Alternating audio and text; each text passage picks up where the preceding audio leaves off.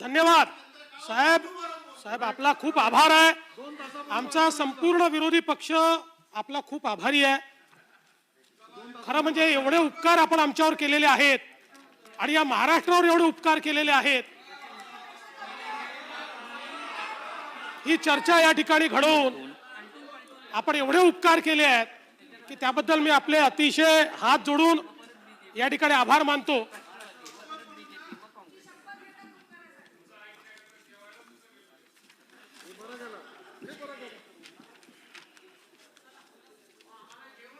खरं म्हणजे अध्यक्ष महोदय, माझी विनंती असणार आहे, या सभागृहामध्ये सगळ्यात महत्त्वाचं काम हे मागण्या आहेत. आपण बजेट मागण्या, पुरवणी मागण्या हे सभागृहाचं सगळ्यात महत्त्वाचं काम मागतो. काल माननीय शिंदे साहेब असतील, माननीय जयंत पाटील साहेब असतील, माननीय परब साहेब असतील, आपल्या दालनात आम्हाला बोलवलं आणि आम्हाला सांगितलं की आपल्याला लवकर सभागृह संपवलं पाहिजे, सदस्यांना जरा जायचं आहे. आमचा आग्रह होता की गिलोटीन 5:30 वाजता तुम्ही ठेवा, पण आपण सगळ्यांनी आग्रह केला की नाही, गिलोटीन 3 वाजता असलं पाहिजे. लिमिटेड लोकांनी बोललं पाहिजे, जास्त त्याच्यावर चर्चा आपण करू नये. 3-4 तास चर्चा पुरेशी करू आणि आम्ही देखील ते मान्य केलं. अध्यक्ष महोदय, पण आज ज्या प्रकारे या ठिकाणी ठीक आहे, एखादा विषय मांडायचा मांडा ना, पण जाणीवपूर्वक अध्यक्ष महोदय त्या विषयातनं दुसरा विषय या ठिकाणी कोविडने लोक मरतायत. आज महाराष्ट्र कोविडचा हॉटस्पॉट झालाय, त्याबद्दल चर्चा नाही करायची. आज विदर्भामध्ये पूर आला, त्या संदर्भात चर्चा नाही करायची. सरकारला काही त्या ठिकाणी आवश्यक गोष्टी सांगितल्या असतील, वेगवेगळे पत्र मी स्वतः दिले असतील, स्वतः बोललो असेल, ही वेगळी गोष्ट आहे की माझ्या एकही पत्राचं उत्तर आजपर्यंत मला मिळालं नाही. पण तरी मी समजतो की माझे पत्र माननीय मुख्यमंत्र्यांनी वाचले असतील आणि त्याच्यावर काही ना काही त्यांनी निर्णय केला असेल. पण अध्यक्ष महोदय, खरं सांगायचं झालं तर आजच्या एकूण ज्या प्रकारे कामकाज आपण चालवतोय त्यानुसार या कोरोनावर आपण गंभीर नाही आहोत असाच याचा अर्थ निघतो. खरं म्हणजे अध्यक्ष महोदय, कोरोना असेल, शेतकरी असेल, यांच्या समस्यांच्या संदर्भात सगळी असणार आहे. आता आपण नियम सोडून अनेक गोष्टी या ठिकाणी करतो. अध्यक्षांनी रुलिंग दिल्यानंतर आपण भुजबळ साहेबांना बोलू दिलं, त्यानंतर पुन्हा कोरोना आपल्या याची पुरवणी मागण्याची चर्चा सुरू झाल्यानंतर अबू आझमी साहेबांना बोलू दिलं. आता बोलून ते गेले असतील मीडिया पुढे, थांबले नाही आहेत ऐकण्याकरता. त्याच्याकरताच अनेक वेळा लोक बोलतात. आता ते कशाकरता बोलले मला माहिती नाही. पण अध्यक्ष महोदय, माझी मागणी आहे, आता 3 वाजताचं गिलोटीन 5 वाजता करा. अध्यक्ष महोदय, हे जे 2 तास वाया गेले आहेत, हे अध्यक्ष महोदय या ठिकाणी आपण 5 वाजता केले पाहिजे. आज काय अवस्था आहे, पुरवणी मागण्यावर चर्चा सुरू करत असताना अध्यक्ष महोदय, मी BSCत देखील ही विनंती केली होती की पुरवणी मागण्यांमध्ये बाबींचा स्कोप कमी असतो, त्यामुळे त्याच्या स्कोपच्या पेक्षा थोडं जास्त आम्हाला बोलण्याची परवानगी द्यावी आणि ती मान्यता देखील त्यावेळेस झाली होती. तरी मी बाब क्रमांक घेऊनच या ठिकाणी बोलणार आहे. अध्यक्ष महोदय, मागणी क्रमांक R1, बाब क्रमांक 70, पृष्ठ क्रमांक 57, सार्वजनिक आरोग्य विभाग, साथरोग नियंत्रण कार्यक्रम आणि मागणी क्रमांक B1, बाब क्रमांक 10, पृष्ठ क्रमांक 9, गृह विभाग. या संदर्भात अध्यक्ष महोदय, आज आपण बघितलं तर 14 मार्च 2020 ला आपण अधिवेशनाचा निरोप घेतला. त्या दिवशी महाराष्ट्राची रुग्णसंख्या होती 26 रुग्ण. आणि अध्यक्ष महोदय, 8 सप्टेंबर 2020 आज महाराष्ट्राची रुग्णसंख्या आहे 9,07,212. आणि अध्यक्ष महोदय, ही प्रचंड मोठी वाढ या महाराष्ट्रामध्ये जी आपल्याला पाहायला मिळते. आता आपण ज्या पोलिसांचा गौरव केला ना देशमुख साहेब, त्या पोलिसांपैकी 16,401 पोलीस पॉझिटिव्ह आहेत. 166 पोलिसांचा मृत्यू झालाय. डॉक्टर्समध्ये 408 डॉक्टर्सचा मृत्यू झाला. 4,247 पॉझिटिव्ह झाले. आरोग्य सेवक जवळजवळ 24,000 संक्रमित झाले. 292 आरोग्य सेवकांचा मृत्यू झाला. आणि वेगवेगळं जर या ठिकाणी वाचलं तर ही संख्या फार मोठी आहे. आणि ICMRनी सांगितलं आरोग्य कर्मचारी इन्फेक्ट होण्यामध्ये सर्वात जास्त महाराष्ट्र आहे. महाराष्ट्रामध्ये आपल्या आरोग्य कर्मचाऱ्यांची देखील आज या ठिकाणी आपण काळजी वाहू शकत नाही, तर सामान्य जनतेची काय अवस्था असेल हे न सांगितलेलं बरं. अशा प्रकारची अवस्था आज आपल्याला पाहायला मिळते. आपण बघा, एकीकडे ॲब्सोल्यूट नंबर्समध्ये तर आम्ही पहिल्या क्रमांकावर आहोत, परंतु मृत्यूची काय स्थिती आहे? अध्यक्ष महोदय, मृत्यूचं थैमान या महाराष्ट्रामध्ये गेले काही दिवस आम्ही बघतो, अक्षरशः थैमान आहे. अध्यक्ष महोदय, देशाच्या लोकसंख्येच्या 9% लोकसंख्या महाराष्ट्राची आहे, पण कोविडचे जे मृत्यू झाले एकूण मृत्यूच्या 38% मृत्यू या महाराष्ट्रामध्ये झाली आहे. ही महाराष्ट्राची परिस्थिती आहे. आज अध्यक्ष महोदय आपण बघा, 27,000 लोक या महाराष्ट्रामध्ये कोविडमुळे मृत्युमुखी झाले आहेत. 27,027 लोक हे कालपर्यंत कोविडमुळे या महाराष्ट्रात मृत्युमुखी पडले. आपण बघितलं तर तमिळनाडू 10%, कर्नाटक 8%, दिल्ली 6%, आंध्र 6%. अध्यक्ष महोदय, या 5 राज्यांमध्ये मिळून 70% मृत्यू आहे, पण या 70%मध्येही 50% मृत्यू अध्यक्ष महोदय या एकट्या महाराष्ट्रातले. ही अवस्था या ठिकाणी आपल्याला पाहायला मिळते. आणि म्हणून अध्यक्ष महोदय, संक्रमण काय आहे याची देखील कुठेतरी आपण अवस्था बघितली पाहिजे. आज अध्यक्ष महोदय, जुलैच्या तुलनेमध्ये नवीन हॉटस्पॉट चालू झाले आहेत. पहिल्यांदा मुंबई होतं, पुणे झालं. आज महाराष्ट्रातला कुठलाही जिल्हा वाचलेला नाही, कुठलंही शहर वाचलेलं नाही. जवळजवळ सर्व गावांपर्यंत हा कोरोना पोहोचतोय. मृत्यू संख्येचा आपण विचार केला जुलैच्या तुलनेत ऑगस्टमध्ये, तर अध्यक्ष महोदय, नागपूरमध्ये 530%, कोल्हापूरमध्ये 402%, सांगलीमध्ये 543%, बीडमध्ये 603%, उस्मानाबादमध्ये 647%.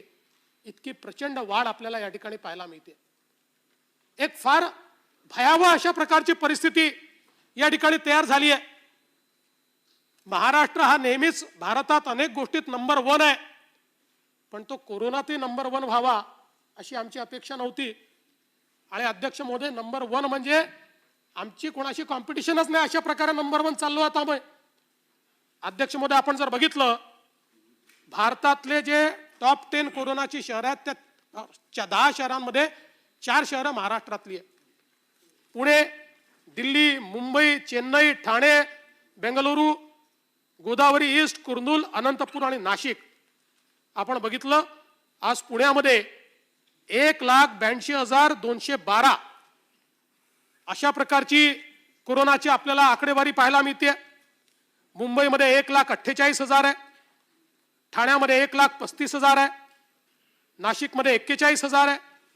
अध्यक्ष महोदय, इतक्या मोठ्या प्रमाणात या ठिकाणी संक्रमण वाढत आहे. आणि हे संक्रमण वाढत असताना मी मृत्यूचा त्या ठिकाणी उल्लेख केला. खरं म्हणजे आपण जर मुंबईची परिस्थिती बघितली, मुंबईमध्ये आपण मृत्यू 7,000च्या जवळपास म्हणतो, पण ही परिस्थिती खरी नाही, वस्तुस्थिती नाही आहे. 2020 साली अध्यक्ष महोदय, मुंबईमध्ये 1 मार्च ते 31 जुलै या कालावधीमध्ये 49,040 मृत्यू झाले आहेत. मागच्या वर्षी याच कालावधीमध्ये 35,982 मृत्यू झाले होते. म्हणजे सेम कालावधीमध्ये 13,058 मृत्यू अध्यक्ष महोदय या ठिकाणी झाले आहेत. आणि त्याच वेळी रेल्वेने होणारे अपघात आणि रोडवर होणारे अपघात लॉकडाऊनमुळे बंद असल्यामुळे त्याची संख्या 1,000ने कमी झाली आहे. म्हणजे आम्ही संख्या काही दाखवत असू, पण मुंबईमध्ये जवळजवळ 15,000 या ठिकाणी लोकांचा मृत्यू या कोरोनाच्या संकट काळामध्ये झालाय. कोरोनाने आपण 7,500 दाखवतोय, पण 7,500 अजून अशी आहेत की जे ॲव्हरेजच्या वर आहेत, की ज्यांचा मृत्यू झालेला आहे. आणि हा मृत्यू देखील कोरोनानेच झाला आहे, त्याची नोंद झालेली नाही. अशा प्रकारची अवस्था या ठिकाणी आपल्याला पाहायला मिळते. आपण बघितलं सुरुवातीच्या काळामध्ये मुंबईची लढाई ही आपण कोरोनाशी नाही लढलो, आपण संख्येशी लढलो. संख्या कशी कमी दाखवता येईल, मृत्यूची संख्या कशी कमी दाखवता येईल. ज्यावेळी मी स्वतः ही मृत्यू संख्या पत्राद्वारे मांडली, त्यावेळी एका दिवसामध्ये 1000 मृत्यू आपल्याला वाढवावे लागले. एका दिवसात वाढवावे लागले. त्यानंतर 500 मृत्यू आपल्याला वाढवावे लागले. मी आजही आपल्याला सांगतो, आजही अजून 500 मृत्यू मुंबईतले असे आहेत की जे कोरोनाने झालेले अजूनही आपण रेकॉर्डवर घेतलेले नाही. आपण मृत्यू लपवून, आपण संख्या लपवून कोरोनाचा मुकाबला करू शकणार नाही. ती शक्य नाही आहे. जोपर्यंत प्रॉब्लेम काय आहे हे आपण जोपर्यंत समजून घेणार नाही, तोपर्यंत आपण कधी कोरोनाचा योग्य प्रकारे मुकाबला करू शकणार नाही. आज आपण बघा ऍक्टिव्ह केसेसचा विचार केला, महाराष्ट्रामध्ये 2,36,000 ऍक्टिव्ह केसेस आहेत. आपल्यानंतर आंध्र प्रदेश आहे 99,000, कर्नाटक 99,000, उत्तर प्रदेश 61,000, तमिळनाडू 51,000 आणि बाकी सगळे राज्य मिळून 32,000च्या खाली आहेत. अध्यक्ष महोदय, आज ऍक्टिव्ह केसेसमध्ये सर्वात जास्त केसेस या महाराष्ट्रामध्ये आपल्याला या ठिकाणी पाहायला मिळतात. आणि एकूणच या ठिकाणी राजेश टोपे जी आहेत, चांगले मंत्री आहेत, मेहनत करतात. या संपूर्ण कोरोनाच्या काळामध्ये निश्चितपणे ते फिरले आहेत. पण अध्यक्ष महोदय, अवस्था काय, मी आज त्यांच्या निदर्शनास आणून दिलं. आपण या ठिकाणी घोषणा केली की जे कोरोनाचे पेशंट आहेत यांना महात्मा फुले जनआरोग्य योजनेचा लाभ आम्ही देऊ. माहितीच्या अधिकारात माहिती काढली. माहितीच्या अधिकारात आतापर्यंत महात्मा फुले योजनेचा लाभ केवळ 9,000 पेशंटला मिळालाय. 9,000. आज 9 लाख पेशंट आहेत. त्यातले क्रिटिकल आपण समजलो 2 लाख. आणि त्यातला आपण असा विचार करू की लाखभर पेशंट हे सरकारी हॉस्पिटलमध्ये झाले. तरी देखील पहिल्यांदा तर आपली घोषणा आणि GR यातला महत्वाचा फरक असा आहे, आपण घोषणा करताना ज्याला हॉस्पिटलायझेशन लागेल त्या प्रत्येकाला आम्ही महात्मा फुले देऊ म्हणून सांगितलं. पण जे आपण नियम केले त्यात फक्त क्रिटिकल पेशंटला देऊ म्हणून सांगितलं. सेमी क्रिटिकलचं काय, ऑक्सिजन लागतो त्याला काय, ज्याला वेगवेगळ्या प्रकारे ऍडमिट करावं लागतं आणि वेगवेगळ्या प्रकारचे उपचार लागतात त्याला काय, त्याला काहीच नाही आहे. आपण विचारा, त्याला काहीच नाही आहे. त्यामुळे महात्मा फुले जनआरोग्य योजनेच्या माध्यमातून आम्ही पेशंटला मदत करू. ही जी काही आपण टोपे साहेब आणि आपण सांगितलं होतं 1,23,000 दिलं, कुठे आम्हाला माहित नाही, कारण आमची माहितीच्या अधिकारात घेतलेली माहिती आणि त्यात 9,000 पेशंटला केवळ या ठिकाणी याचा लाभ मिळालेला आहे. आणि सर्रास कंपनीची माणसं त्याच्यामध्ये प्री रजिस्ट्रेशन करत नाहीत. अध्यक्ष महोदय, कोरोनाच्या काळामध्ये इतकी क्लिष्ट अशा प्रकारची व्यवस्था आपण उभी केली आहे की पेशंट मेलेला बरा, एवढ्या फॉर्मॅलिटीज त्याला या महात्मा फुले जनआरोग्य योजनेमध्ये करावे लागतात. नॉर्मल कोर्समध्ये ठीक आहे, पण पॅन्डेमिकचा काळ आहे ना, पॅन्डेमिकच्या काळामध्ये या सगळ्या व्यवस्था बदलल्या पाहिजेत. पॅन्डेमिकच्या काळामध्ये या सगळ्या व्यवस्था सुलभ केल्या पाहिजेत, एका क्लिकवर केल्या पाहिजेत. ही अवस्था कुठेही दिसत नाही. आणि म्हणून महात्मा फुले जनआरोग्य योजनेच्या माध्यमातून गरीबाला कुठलीही मदत या कोरोनाच्या काळात मिळत नाही. अध्यक्ष महोदय, त्याच्यावर मरण्याची पाळी येते, त्याला ऍडमिट करायचं असेल, सरकारी हॉस्पिटलला जागा नाही आहे, प्रायव्हेट हॉस्पिटलला काय बिलं लागतात, तुम्ही त्या ठिकाणी निश्चितपणे त्या बिलांवर कॅपिंग करण्याच्या संदर्भातला GR काढला. काय अवस्था अध्यक्ष महोदय, परवा आमच्या वरच्या सभागृहाचे विरोधी पक्षनेते प्रवीण दरेकरजी एका हॉस्पिटलला गेले, 20 लाखाचं अध्यक्ष महोदय बिल केलं होतं. 10 लाख रुपये मेडिसिनचे दाखवले होते. अरे रोज त्यांनी रेमडेसिवीर दिलं तरी 10 लाख रुपये नाही लागत अध्यक्ष महोदय. आणि एवढंच नाही, डिस्पोजेबलच्या संदर्भात वाटेल ती लूट चाललेली आहे. आणि मग गेल्यानंतर त्यांनी बिल माफ करून टाकलं. पण किती ठिकाणी लोकप्रतिनिधी पोहोचणार आहेत, कुठलाही वचक या ठिकाणी प्रायव्हेट हॉस्पिटलवर आपला राहिलेला नाही. प्रायव्हेट हॉस्पिटलच्या माध्यमातून प्रचंड लूट होते. आज अध्यक्ष महोदय आपण विचार केला तर अनेक ठिकाणी, आता मुंबईचा विचार केला, मुंबईमध्ये आज सोसायट्यांमध्ये मोठ्या प्रमाणात हा कोरोना पोहोचलाय आणि मध्यमवर्गीयांमध्ये गेलाय. आता या मध्यमवर्गीयांना जेव्हा हॉस्पिटलला जावं लागतं ना, अक्षरशः जीवनाची कमाई कोरोनापोटी चालली आहे. इतक्या मोठ्या प्रमाणात लूट चालली आहे. पण त्याच्यावर कागदोपत्री आपण कॅपिंग करतोय. प्रत्यक्षात कुठेही त्याचं ऑडिट होत नाही. त्या ऑडिटमधनं कोणालाही पैसे परत मिळत नाहीत. एक 2-4 केसेस अध्यक्ष महोदय दाखवण्याकरता आपण करतो, त्याच्या व्यतिरिक्त काही होताना दिसत नाही. प्रचंड मोठी ही लूट या ठिकाणी आज आपल्याला पाहायला मिळते. आपण बघा काय काय आपल्याला या काळामध्ये पाहायला मिळालं, किती अव्यवस्था पाहायला मिळाली. आज या ठिकाणी मृतदेहाच्या बाजूला पेशंट झोपलेले आपण बघितले. 12 रुग्णालयात फिरलेला समद कुरेशी, 12 रुग्णालयात, त्याला एकाही रुग्णालयाने प्रवेश दिला नाही आणि त्याचा शेवटी मृत्यू झाला. खालिद अली शेख 5 रुग्णालयांमध्ये फिरला, त्याला कोणी प्रवेश दिला नाही, त्या ठिकाणी त्याचा मृत्यू झाला. राजेंद्र पिगू बेड मिळाला नाही, मृत्यू झाला.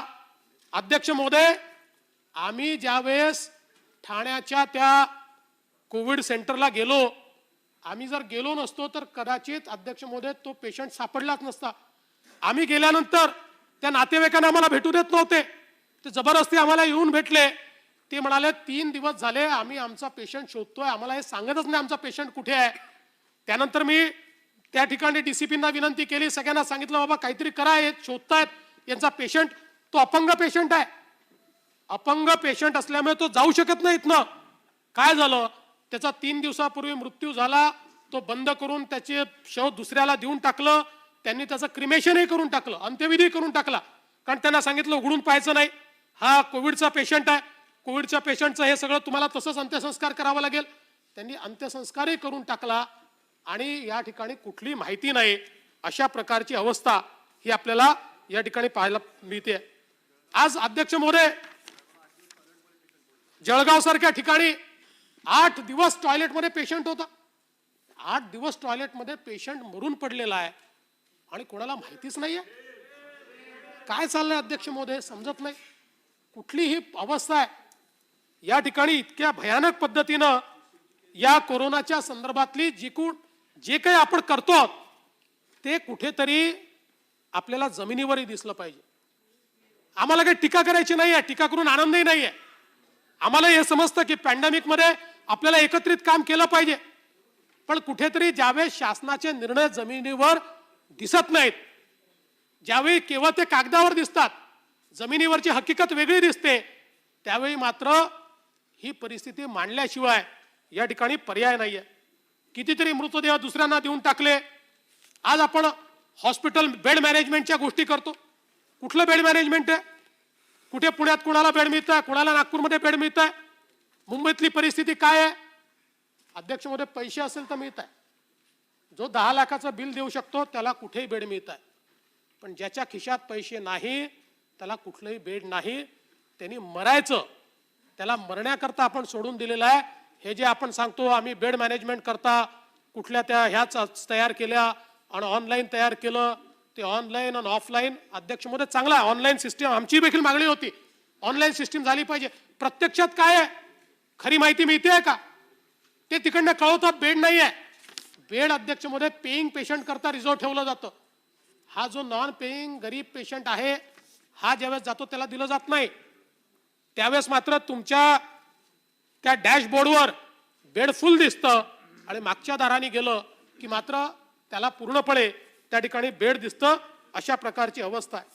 आज आपण बघा मोठ्या प्रमाणात या ठिकाणी जे काही मृत्यू झाले आहेत. आज आपण जर शताब्दी रुग्णालयाचा विषय या ठिकाणी बघितला, 108 ICU बेड आहेत, 15 वापरता येतील एवढा स्टाफ आहे. आता महापालिका आयुक्त सांगतात 7000 बेड रिकामे आहेत. अध्यक्ष महोदय, हीच परिस्थिती नागपूरला सांगितली जाते, हीच परिस्थिती पुण्याला सांगितली जाते. पण आहेत कुठे मग हे बेड? हे जर रिकामे आहेत तर मिळत का नाही? गरीब पेशंटला मरावं का लागतं? त्यांनी जायचं कोणाकडे? तुम्ही काय व्यवस्था उभी केली आहे? काही व्यवस्था नाही अध्यक्ष महोदय. त्यांनी मरण्याशिवाय पर्याय या ठिकाणी उरलेला नाही आणि म्हणून अध्यक्ष महोदय कुठेतरी याच्याकडे गांभीर्याने बघितलं पाहिजे. केरळमधनं डॉक्टर आणि नर्सेस मागवले, आवश्यकही आहे. आज आपण फॅसिलिटी इतकी वाढवतो तर पेशंट डॉक्टर रेशिओ काही मेंटेन होऊ शकत नाही. बाहेरून देखील डॉक्टर मागवावे लागतात. पण तुम्ही बाहेरून मागवलेल्या डॉक्टर्सला वेतन देत नाही. वेतन दिलं नाही म्हणून हे केरळचे डॉक्टर आणि नर्सेस हे परत निघाले. ही काय अवस्था अध्यक्ष महोदय? आज कशा कशावर आपण पैसे खर्च करतो, इतक्या गोष्टींवर सगळा पैसा खर्च होतोय. आता त्या सगळ्या गोष्टी मी वाचून दाखवल्या तर मला असं वाटतं की ते देखील इथे योग्य ठरणार नाही, कारण मला आरोप प्रत्यारोपात मध्ये पडायची इच्छा नाही. पण इतक्या वेगवेगळ्या अनावश्यक गोष्टींवर अध्यक्ष महोदय पैसा खर्च करतोय आणि डॉक्टर आणि नर्सेस केरळवरनं आणता आणि त्यांचे तुम्हाला त्या ठिकाणी पगार द्यायला पैसे नाहीत आणि पगार नाही म्हणून ते परत जात आहेत. अध्यक्ष महोदय, खरं म्हणजे इतक्या वेगवेगळ्या प्रकारची लपवाछपवी चालली आहे. मृत्यू प्रमाणपत्रावर कोविडचा उल्लेख करायचा नाही. अरे का करायचा नाही? नियमाने करावा लागतो, नाही करायचा. वेगवेगळ्या प्रकारे हे जे लपवण्याचे धंदे चाललेले आहेत अध्यक्ष महोदय, कोणाच्या कामी येणार आहे? शेवटी म्हणूनच आपण 7,000 मृत्यू दाखवत असताना एकट्या मुंबईमध्ये 15,000 मृत्यू झाले आहेत. मालेगावमध्ये किती मृत्यू झाले सांगा, तुमच्या रेकॉर्डवर किती आहेत? मालेगावमध्ये मागच्या वर्षीच्या ऍव्हरेजच्या तुलनेमध्ये या वर्षी झालेले मृत्यू आणि तुमच्या रेकॉर्डवरचे कोविड मृत्यू दाखवा. तिपटीचा फरक आहे, तिपटीचा. अध्यक्ष महोदय, याचा अर्थ काय आहे? एक तर त्यांना उपचाराविना मरावं लागलेलं आहे किंवा जाणीवपूर्वक ही संख्या लपवण्याकरता आणि मृत्यू कमी दाखवण्याकरता अध्यक्ष महोदय त्या ठिकाणी आपण ही सगळी कारवाई केली आहे. आणि एक गोष्ट या ठिकाणी लक्षात घेतली पाहिजे, संख्या कमी करण्याकरता आमचे प्रयत्न काय आहेत? आमचा सगळ्यात मोठा प्रयत्न संख्या कमी दिसली पाहिजे म्हणून टेस्टच कमी करणे. टेस्टच आम्ही करत नाही, टेस्टच आम्ही कमी करतो. कमी टेस्ट करून या ठिकाणी संख्या कमी दाखवण्याचा जो प्रयत्न आमचा आहे तो अध्यक्ष महोदय अत्यंत घातक आहे असं माझं मत आहे. आपण बघा, चाचण्यांच्या संदर्भात जर आपण बघितलं, जुलैमध्ये आपण बघितलं तर मुंबईमध्ये प्रतिदिन चाचण्या किती आहेत जुलैमध्ये? त्यात 6,574. ऑगस्टमध्ये किती झाल्या? त्या ICMRने सांगितलं दुप्पट करा, दुप्पट. आपण ऑगस्टमध्ये किती केल्या? 7,709. महाराष्ट्रामध्ये अध्यक्ष महोदय 42% आपण वाढवल्या. महाराष्ट्रात 37,528 होत होत्या, त्या ऑगस्टमध्ये 64,801 केल्या. पण मुंबईमध्ये मात्र 14% आम्ही केवळ वाढवल्या. आणि बघा, आपली पाठ थोपटून घ्यायची. मुंबईत आता सगळं मॅनेज झालंय, मुंबईत सगळं नीट झालंय.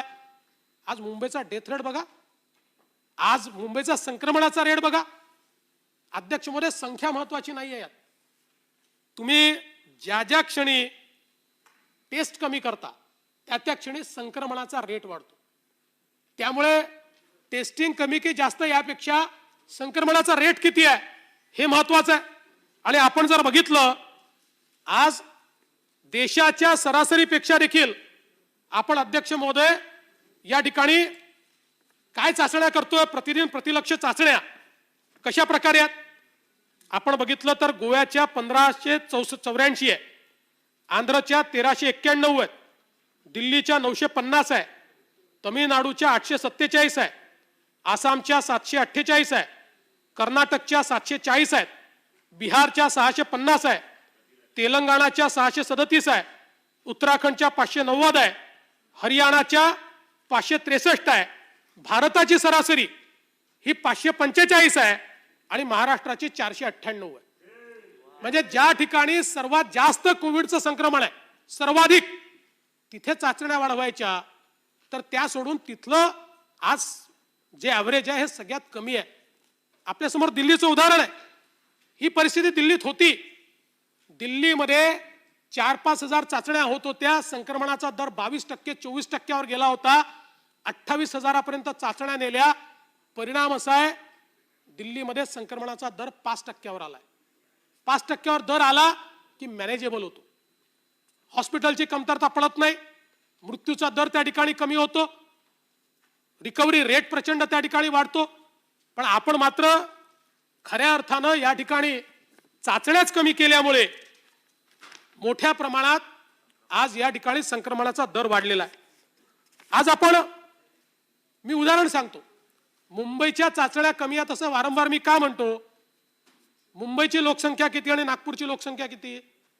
नागपूरमध्ये अध्यक्ष महोदय प्रति दशलक्ष चाचण्या ज्या आहेत त्या 1277 आहेत, त्याच आपण पुण्यामध्ये 940 आहेत आणि मुंबईमध्ये फक्त 620 आहे, फक्त 620। केवळ 620 आहे अध्यक्ष महोदय। कशा करता अध्यक्ष महोदय? जर एखादा रोग पसरलाय तर आपण मान्य केलं पाहिजे ना, त्यात काही तुमचा हात आहे आणि आमचा हात आहे याचा प्रश्न नाही आहे। रोग पसरतोय तो त्याची उपाययोजना करण्याकरता आपल्याला मान्य करावं लागेल, संक्रमण वाढलाय मान्य करावं लागेल, संख्या मान्य करावी लागेल, किती टेस्टिंग आहे ते मान्य करावं लागेल, ते टेस्टिंग वाढवावं लागेल, त्यातनं आपल्याला संक्रमणाचा दर हा आपल्याला कमी करावा लागेल, त्यातनं क्रिटिकल पेशंटचं मॅनेजमेंट करावं लागेल, त्यातनं आपल्याला आयसोलेशन करावं लागेल। या सगळ्या गोष्टी सोडून दिल्या आणि आपण लागलोय केवळ संख्या कशी कमी करता येईल आणि आपली पाठ कशी थोपटून घेता येईल। अध्यक्ष महोदय, पाठ थोपटण्याची वेळ नाही आहे। 9-9 लाख पेशंट या ठिकाणी आहेत, 9-9 लाख, रोजचे 20-20 हजार पेशंट या ठिकाणी येतात। आणि अध्यक्ष महोदय, आपण जर या ठिकाणी बघितलं, आज संसर्गाचा दर देखील बघा देशामध्ये। अध्यक्ष महोदय, राजस्थानचा संसर्गाचा दर आहे 4.18%, उत्तर प्रदेशचा 4.56%, पंजाबचा 4.69%, मध्य प्रदेश 4.74%, गुजरात 5.1%, बिहार 5.44%, हरियाणा 5.51%, ओरिसा 5.71%, झारखंड 6.19%, गोवा 8%, तमिळनाडू 8.10%। भारताचा एकूण संसर्ग दर भारताचा सगळे राज्य मिळून 8.57% आणि महाराष्ट्राचा संसर्ग दर आहे 19.52%, म्हणजे जवळजवळ 20%। 20% हा संसर्गाचा दर आहे महाराष्ट्राचा।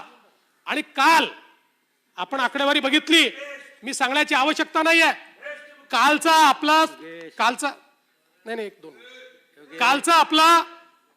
आपला संक्रमणाचा दर 25% आहे, 25%। रोज वाढतोय संक्रमणाचा दर। त्यामुळे माझी हात जोडून विनंती आहे की संक्रमणाचा दर जर आपल्याला काबूत आणायचा असेल तर आपल्याला RT-PCR टेस्टिंग वाढवल्याशिवाय पर्याय नाही, त्याशिवाय पर्याय नाही। आणि मी आपल्या एका गोष्टीकरता अभिनंदन करेन, आपण काल RT-PCR रेट कमी केले, पण टेस्टिंग फॅसिलिटीज नाही। आज बुलढाण्यासारख्या जिल्ह्यामध्ये एकही RT-PCR लॅब नाही। कोविड इतका वाढल्यानंतर महाराष्ट्रासारख्या प्रगत राज्यामध्ये जिल्ह्यामध्ये एकही लॅब असू नये। किती 6 त्या ठिकाणी महिने निघून गेले आणि 6 महिन्यानंतर सरकार एक लॅब तयार करू शकत नाही। कसं आपण या ठिकाणी संक्रमण अध्यक्ष महोदय कंट्रोलमध्ये आणणार आहे? आणि खरं म्हणजे RT-PCR सोबत रॅपिड अँटीजन टेस्ट देखील अत्यंत महत्त्वाची आहे, पण याचा रेशिओ किती राहायला पाहिजे याचा देखील कुठेतरी आपण विचार केला पाहिजे। कारण आपल्याला माहिती आहे, आपण ज्यावेळेस अँटीजन टेस्टच्या संदर्भात बघितलं की 23% टेस्ट अँटीजनच्या ज्या अँटीजनमध्ये निगेटिव्ह आल्या त्या RT-PCR मध्ये पॉझिटिव्ह येतात। एवढंच नाही तर नायर आणि कस्तुरबानी चाचण्या केल्या, त्याच्यामध्ये असं लक्षात आलं की 65% अँटीजन टेस्ट या फॉल्स निगेटिव्ह आल्या। त्यामुळे अँटीजन टेस्ट हा एक उपाय आहे आणि तो मी नाकारतच नाही, पण आपण वाढवत असताना RT-PCR टेस्ट जोपर्यंत वाढणार नाही तोपर्यंत संक्रमण आपण खाली आणू शकणार नाही, तोपर्यंत मृत्यूचा दर जो आहे हा आपण कुठल्याही अवस्थेमध्ये या ठिकाणी खाली आणू शकणार नाही। आज आपण बघा, हे जम्बो कोविड सेंटर आपण काढले, हे जम्बो कोविड सेंटर आहे की कोणाला तरी लाभ देण्याकरता तयार केलेल्या फॅसिलिटीज आहेत, अशा प्रकारचा प्रश्न या ठिकाणी निर्माण झाला। त्याच्यामध्ये काय भ्रष्टाचार झाला आहे तर वारंवार बाहेर आलाय, मी सांगण्याची आवश्यकता नाहीये। पण अध्यक्ष महोदय, आपण BKC जम्बो कोविड सेंटरचा विचार केला तर कालच टाइम्स ऑफ इंडियातली न्यूज मी वाचत होतो, गेल्या महिन्यामध्ये अध्यक्ष महोदय तिथला मृत्यू दर किती आहे जम्बो कोविड सेंटरचा? 37%, 37%। म्हणजे कोविड सेंटर आहे का मृत्यूचं आगार आहे? आलेला प्रत्येक तिसरा माणूस जर तिथे मरत असेल तर या कोविड सेंटरमध्ये नेमकं चाललं काय आहे? कशा करताय तयार केलाय आपण? 37%चा दर कशाला म्हणतात? जगामध्ये असा दर नाही आहे कुठे. 37% लोक या जम्बो कोविड सेंटरमध्ये येऊन मरून राहिले आहेत. ही अवस्था अत्यंत विदीर्ण अशा प्रकारची आहे. हे का होतं याच्याकडे कोणी बघितलं आहे का, कोणी लक्ष दिलं आहे का याच्याकडे? इतक्या मोठ्या प्रमाणात आपल्याला माहिती आहे नेस्को सेंटरमध्ये काय झालं, वेगवेगळ्या प्रकारचे. खरं म्हणजे मला तर या ठिकाणी राजकारणात जायचंच नाही म्हणून मी विषय मांडत नाही, पण ज्या प्रकारे भ्रष्टाचाराचे प्रकरण कोविडच्या काळामध्ये या ठिकाणी बाहेर येत आहेत, बॉडी बॅगचा विषय असेल, जम्बो सेंटरचा विषय असेल, खरेदीचा विषय असेल, कोणाशी लढतोय, कुठे गेली आहे माणुसकी, काय चाललंय अध्यक्ष महोदय, त्याचा एक स्वतंत्र विषय आहे, तो कधीतरी लावून धरू. सोडणार नाहीच, सोडणार नाही. ज्यांनी भ्रष्टाचार केलाय अध्यक्ष महोदय त्यांना सोडणार नाहीच. पण आज आपला फोकस हा कोरोना आहे, त्याची लढाई आहे आणि म्हणून त्याच्या खोलात मी जात नाही. पण मला असं वाटतं की कुठेतरी डोळे उघडले पाहिजे. कशाशी? मी प्रेताच्या टाळूवरचं लोणी खाणं ही जी काही वाक्प्रचार आहे, या वाक्प्रचारात आणि कोरोनातल्या भ्रष्टाचारात काय अंतर आहे? कोरोनाचा भ्रष्टाचार म्हणजे प्रेताच्या टाळूवरचं लोणी खाणंच या ठिकाणी आहे. कोणाचे नातेवाईक आहेत, काय करतायत, काय बाहेर येत आहे, कोणाच्या कंपन्या आहेत? अध्यक्ष महोदय हे चांगलं चाललं नाही. मी राज्यकर्त्यांना विनंती करतो, मी मनापासून विनंती करतो की असं वागू नका. हे वागणं बरं नाहीये, योग्य नाहीये. या काळामध्ये फक्त फोकस कोविडच्या लढाईशी ठेवा. अध्यक्ष महोदय या ठिकाणी ज्या प्रकारे हे चाललेलं आहे, आज आपण बघा आपलं पुण्याचं jumbo Covid centre, Pandurang Raikar यांच्यासारखा एक उमदा पत्रकार अध्यक्ष महोदय, ज्याचं वय काय होतं, इतक्या कमी वयाचा हा पत्रकार, आज त्याला त्या ठिकाणी ॲम्ब्युलन्स मिळाली नाही म्हणून मृत्युमुखी पडावं लागलं. त्याची एंट्रीच नाही आहे या जम्बो कोविड सेंटरमध्ये, त्याची एंट्रीच नाही आहे. मी अध्यक्ष महोदय ज्यावेळेस हे जम्बो कोविड सेंटर होत होतं त्यावेळेस विनंती केली होती की मुंबईचा जम्बो कोविड सेंटरचा जो काही अनुभव आहे तो पाहता जम्बो कोविड सेंटर करायच्या ऐवजी छोटे छोटे डिसेंट्रलाइज केले पाहिजेत. मध्यंतरी दादांनी मी 2 ठिकाणचं उद्घाटन केलं, छोटे आहेत, डिसेंट्रलाइज पद्धतीने आहेत, अध्यक्ष महोदय मॅनेजेबल आहेत. आज आपण जर सीओईपीचं जम्बो हॉस्पिटल या ठिकाणी बघितलं, काय त्या ठिकाणची परिस्थिती आहे. माझ्याकडे व्हिडिओ आहेत, मी तुम्हाला पाठवणार आहे अध्यक्ष महोदय. मी ते सगळे व्हिडिओ जमा केले आहेत. तिथली साफसफाईची परिस्थिती काय आहे अध्यक्ष महोदय. त्या ठिकाणी पाणी गळत आहे, रेकॉर्ड नाही आहे, रजिस्टर रिकामी आहेत. म्हणजे केवळ आपण एक फॅसिलिटी तयार करून ठेवून दिली, बाकी त्याच्यामध्ये कुठली व्यवस्था उभी केली नाही. आणि मग मरायचा आगार एक या ठिकाणी या माध्यमातून आपण तयार केलेला आहे. आज आपण बघा, आज संजय मल्लो म्हणून एक रुग्ण आहे त्या ठिकाणी, त्याची माझ्याकडे व्हिडिओ आहे, मी तो आपल्याला पाठवीन. त्याच्यामध्ये तो ऍडमिट आहे, पण हॉस्पिटल रेकॉर्ड म्हणून जी फाईल दिली आहे त्याच्यात काहीच नाही आहे, रिकामी आहे. काही त्याचं हिस्ट्री नाही, जॉग्राफी नाही, काही नाही, त्याला काय देतोय काही नाही. शंकर सुतार एक्सरे नाही, त्याचा कुठला अध्यक्ष महोदय त्याचा रेकॉर्ड नाही. आणि आश्चर्याची गोष्ट काय आहे, आपण बघा सगळ्या रुग्णांना एकाच प्रोटोकॉलची सारखी औषध आहे, काहीच अंतर नाही. म्हणजे काही औषधं सारखी राहतील पण सिम्पटम्स वेगळे आहेत, परिस्थिती वेगळी आहे. पण जो थोडा आता क्रिटिकल होतोय त्यालाही तीच औषध आहे, त्यालाही दुसरं औषध नाही आहे. त्यामुळे एकूणच या सगळ्या परिस्थितीमध्ये आपण या ज्या काही उपाययोजना करतोय त्या किती कारगर आहेत या संदर्भात कुठेतरी अध्यक्ष महोदय लक्ष देण्याची आवश्यकता आहे. खरं म्हणजे वेगवेगळ्या अध्यक्ष महोदय महानगरपालिकांमध्ये, नगरपालिकांमध्ये, जिल्ह्यांमध्ये मी स्वतः गेलो, फर्स्ट हँड इन्फॉर्मेशन घेतली. हॉस्पिटलला गेलो, ICU ला गेलो, सगळीकडे जाऊन डॉक्टरशी. आणि मी एक प्रश्न अध्यक्ष महोदय नक्कीच विचारू इच्छितो की या महाराष्ट्रामध्ये मुंबई महत्वाचंच आहे, पुणे महत्वाचंच आहे, पण औरंगाबाद आहे, नाशिक आहे, याच राज्यामध्ये आहे, नागपूर आहे, याच राज्यामध्ये आहे.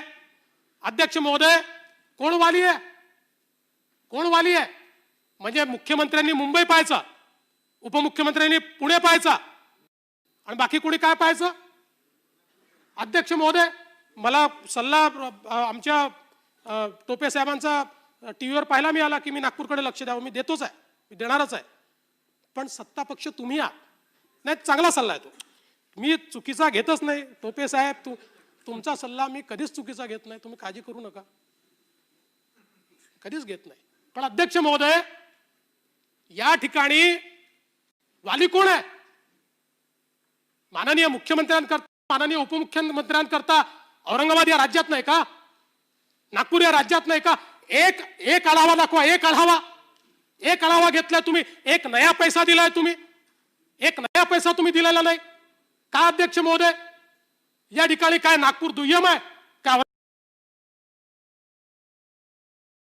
इथले नागरिक नाही आहे, विदर्भ मराठवाड्यात नाही आहे, तिथले जे मरणारे लोक आहेत ते आपले नागरिक नाही आहेत.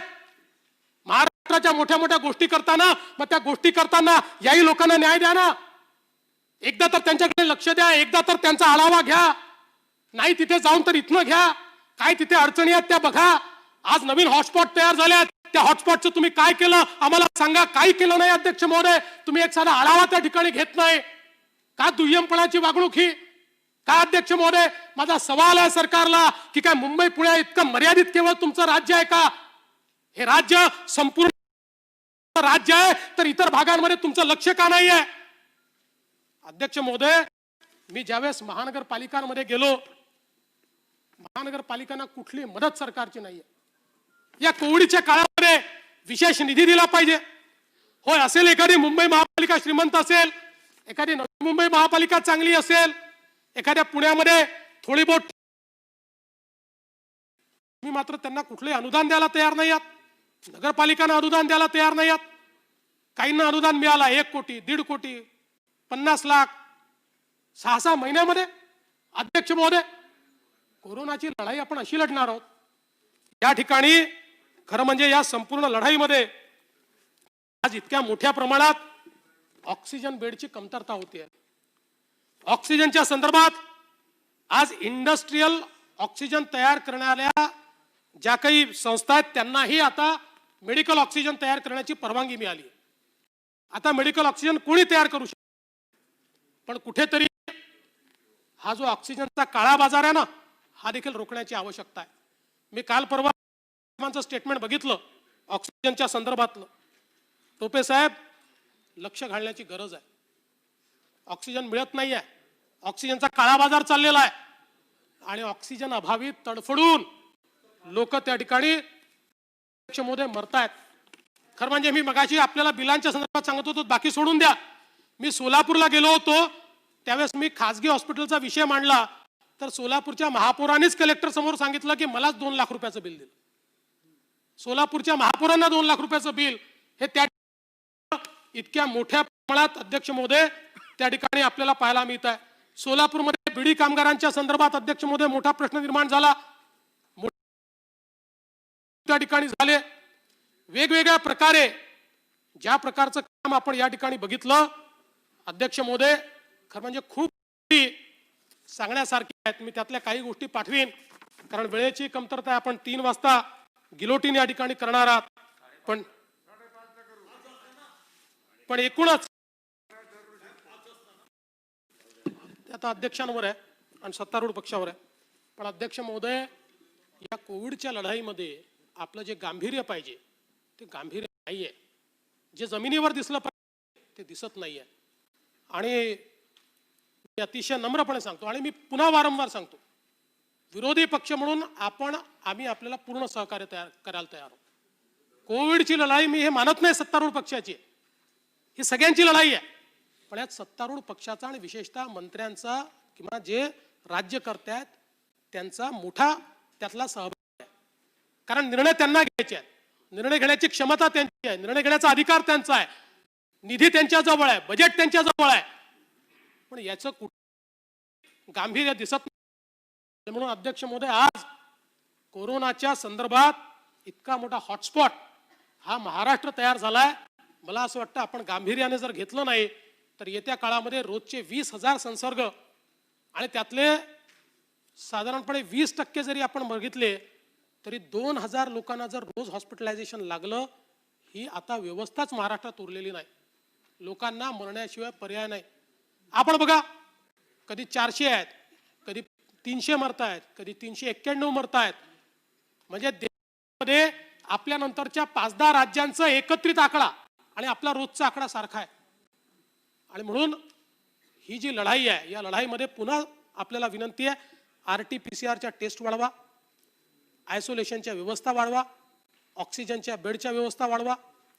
या ठिकाणी आम्हाला बातम्या वाचायला मिळतात. खरं म्हणजे आता अध्यक्ष महोदय जे PM केअर आहेत, या PM केअर मधनं सर्वात जास्त इक्विपमेंट्स आणि सर्वात जास्त वेगवेगळ्या प्रकारच्या गोष्टी या महाराष्ट्राला मिळाल्या.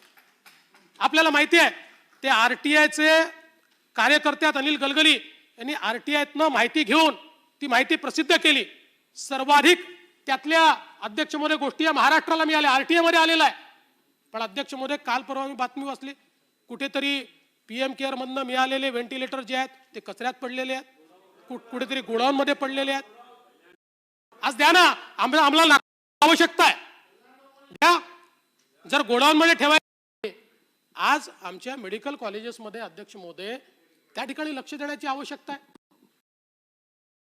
इतक्या मोठ्या प्रमाणात लोक ऍडमिट होत आहेत, काय व्यवस्था त्या ठिकाणी आहेत. मी असं म्हणत नाही आपले लोक प्रयत्न करत नाहीत का, करतायत.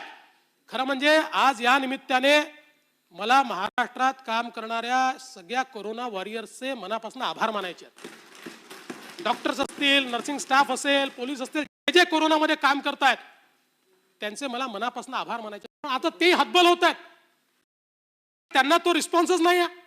डॉक्टरांचे तुम्ही पगार देणार नाही, त्या ठिकाणी त्यांना कुठल्या सुविधा देणार नाही. कितीतरी दिवस, आता ठीक आहे ते जुनं झालं, कितीतरी दिवस या मुंबईमध्ये देखील हे जे सगळे आपले प्रोटेक्टिव्ह गिअर्स आहेत हे सरकारकडनं नाही मिळाले, हे लोकांनी त्या ठिकाणी वेगवेगळ्या CSR मधनं दिले. CSR वाल्यांना मिळत होते पण सरकारला मिळत नव्हते, अशी परिस्थिती होती. आज आपण बघितलं अध्यक्ष महोदय, इतक्या मोठ्या प्रमाणात वेगवेगळ्या लोकांनी देखील या ठिकाणी काम सुरू केलं. आज आपण बघा, रेमडेसिवीर असेल किंवा वेगवेगळ्या प्रकारचे औषधं असतील, आता याचा देखील मोठ्या प्रमाणात आहे. आणि यात मला एक गोष्ट जी समजली, आपण त्याचं क्लॅरिफिकेशन द्यावं. आपण सुरुवातीला खासगी हॉस्पिटलमध्येही जनआरोग्य योजनेचा किंवा जो गरीब माणूस ऍडमिट व्हायचा त्याला रेमडेसिवीर आपण सरकारच्या वतीनं द्यायचो.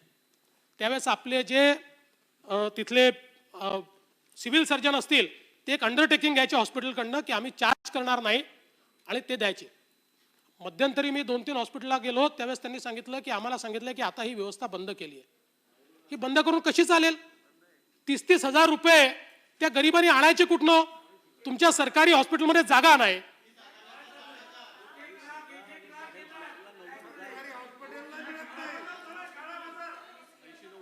नाही, हो आहे ना साहेब, इतक्या मोठ्या प्रमाणात काळा बाजार त्याचा आहे.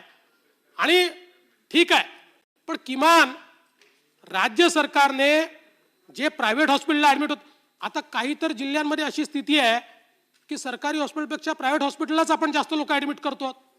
आहे काही ठिकाणी स्थिती, आपल्यालाही माहिती आहे. मग त्या ठिकाणी जर गरीबाला तिथेच ऍडमिट व्हायचं असेल आणि तुम्ही जर त्याला रेमडेसिवीर देणार नाही, त्याला जर तुम्ही वेगवेगळ्या प्रकारची औषधं, मला त्याचं काय करता येत नाही, टॉसिलिझुम काय म्हणतात त्याला, टॉसिलिझुमॅब, मला त्याचं प्रोनाउन्सिएशन येत नाही, टॉसिलिझुमॅब, ते जर आपण देणार नाही आणि त्याला सांगणार तू घेऊन ये, आणायचे कुठनं पैसे? पैसे नाही, मरायचंच आहे त्यांनी. म्हणजे कोविडमध्ये फक्त श्रीमंतांना जगायचा अधिकार आणि मध्यमवर्गीय आणि गरिबांचा मुर्दा पडला तरी चालेल, अशा प्रकारची भूमिका योग्य नाही. हा घेतलेला निर्णय पुन्हा वापस घ्या. कुठल्याही हॉस्पिटलमध्ये असेल, तो गरीब असेल आणि तो जर महात्मा फुले योजनेला पात्र असेल तर त्याला मोफत रेमडेसिवीर किंवा हे जे काही दुसरं सांगितलं, मला त्याचं परत प्रोनाउन्सिएशन येत नाही, टॉसिलिझुमॅब, हे औषध अध्यक्ष महोदय दिलंच पाहिजे, अशा प्रकारचा आग्रह या ठिकाणी माझा आहे. काय नाही नाही नाही असं नाही नाही. काय काय बर पण रेमडेसिवीर तर वापरायला सांगितलं ना, तेही नाही देता येत आपण, तेही बंद केलं आपण देणं, ते तर द्या ना.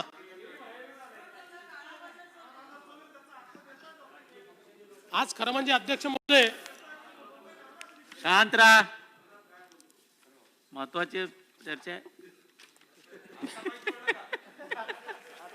डॉक्टर अध्यक्ष आले आहेत आता दुसरे. आज अध्यक्ष महोदय, मुख्यमंत्री सहायता निधीमध्ये 541 कोटी झाले. अध्यक्ष महोदय, इथे इतका वाद झाला, तुम्ही पंतप्रधान निधीला का दिलं आणि मुख्यमंत्री निधीला का नाही दिलं. मी त्यावेळेस सांगितलं की कोणी कोणी कुठल्या कुठल्या वेळेस कुठल्या कुठल्या पक्षाने कोणाकोणाला दिलं, मला त्याच्या खोलात जायचं नाही. पण आता तुम्हाला 541 कोटी रुपये या ठिकाणी मुख्यमंत्री सहायता निधीला मिळाले. आपण तो कक्ष तर बंदच करून टाकला, ठीक आहे, तुमची इच्छा आहे. खरं म्हणजे गरीबाला आणि या सभागृहातले मागच्या काळातले जे आमदार आहे, कुठल्याही पक्षाचे असो, कुठल्याही पक्षाचे, आपण जे मागच्या 5 वर्षात होते ते सांगू शकतील की त्यांच्या मतदारसंघात गरिबांना त्याच्यातनं किती मदत झाली. पण ठीक आहे, तो कक्ष बंद केला. पण किमान आता ही जी परिस्थिती आहे, या परिस्थितीमध्ये हे 541 कोटी रुपये, परवा माहितीच्या अधिकारात आलं की केवळ 132 कोटी 24%, आणि त्यातले 80 कोटी आपण ते जे काही ट्रेनच्या वेळेस दिले होते तेच आहेत. बाकी गरीब रुग्णाला काहीच नाहीये. अध्यक्ष मध्ये ठेवून करायचे काय आहेत हे पैसे? गरिबांकरता दिले पाहिजेत. हे जे रेमडेसिवीर आपल्याला प्रायव्हेट माणसाला द्यायचं आहे, गरीबाला द्यायचं आहे, त्याच्याकरता ते खर्च करा. किंवा आज वेगवेगळ्या ठिकाणी ज्या व्यवस्था उभ्या करायच्या आहेत, ज्या महानगरपालिकांजवळ नगरपालिकांजवळ पैसा नाही आहे, त्याला मदत करा याच्या माध्यमातून. अध्यक्ष महोदय, मात्र त्याच्यात कुठली मदत ही होताना दिसत नाही. आपल्याला माहिती आहे, मागच्या काळामध्ये ज्यावेळेस मजूर मोठ्या प्रमाणात सोडून गेले, अध्यक्ष महोदय, सर्वोच्च न्यायालयामध्ये केस झाली. आपण सांगत होतो आम्ही मदत केली आहे. भुजबळ साहेब, आपण अनेक वेळा सांगितलं, पण शेवटी सर्वोच्च न्यायालयाने महाराष्ट्राला सिंगल आउट केलं. महाराष्ट्राला, ऑर्डर माझ्याकडे आहे, आणि महाराष्ट्राला सिंगल आउट करून मजुरांना अन्नधान्य मिळालं नाही, मजुरांना व्यवस्था मिळाल्या नाही, अशा प्रकारे सर्वोच्च न्यायालयाने सिंगल आउट करून महाराष्ट्राला आणि 2 राज्यांना त्या ठिकाणी अध्यक्ष महोदय मोठ्या प्रमाणात निर्देश दिले. पण आश्चर्य काय, आम्हाला अध्यक्ष महोदय सुप्रीम कोर्टाच्या निर्देशाचे पालन करायचं नाहीये.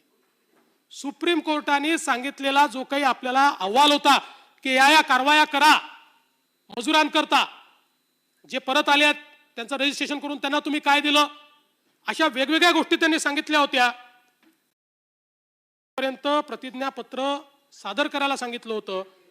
2 सप्टेंबर अध्यक्ष महोदय ते प्रतिज्ञापत्र सादर झालं नाही.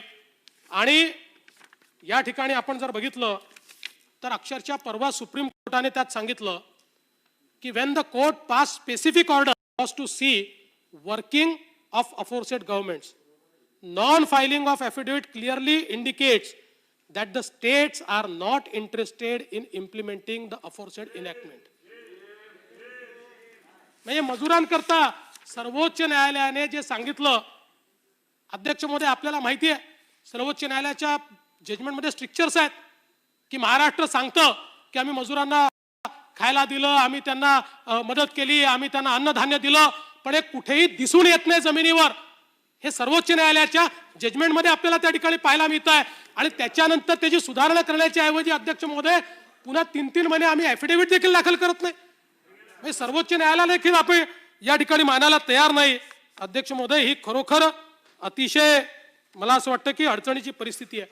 आणि आता एक नवीन आपल्याकडे अध्यक्ष महोदय धोका तयार झालाय. कोरोनातनं बरे होऊन जे रुग्ण गेले, अशा रुग्णांमध्ये देखील आता यकृताच्या समस्या, रक्ताच्या गाठी, स्ट्रोक्स, अशा वेगवेगळ्या प्रकारचे अध्यक्ष महोदय त्या ठिकाणी आपल्याला मोठ्या प्रमाणात जे काही आजार आहेत ते आजार या ठिकाणी दिसत आहेत.